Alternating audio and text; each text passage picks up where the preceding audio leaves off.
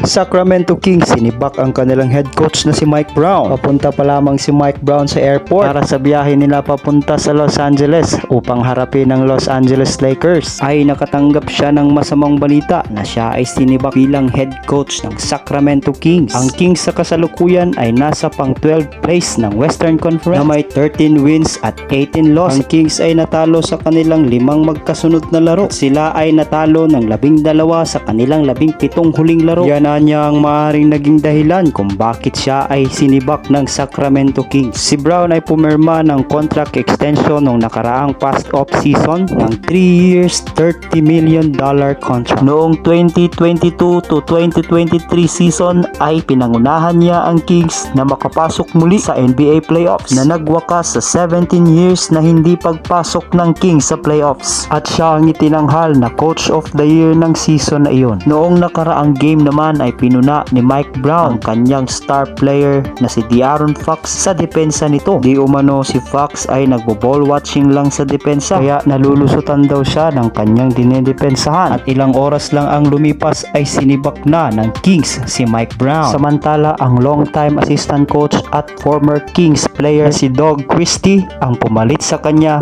bilang bagong head coach ng Sacramento Kings. Akala naman ng maraming Pinoy fans na si Jimmy Alapag ang bagong head coach na papalit kay Mike Brown.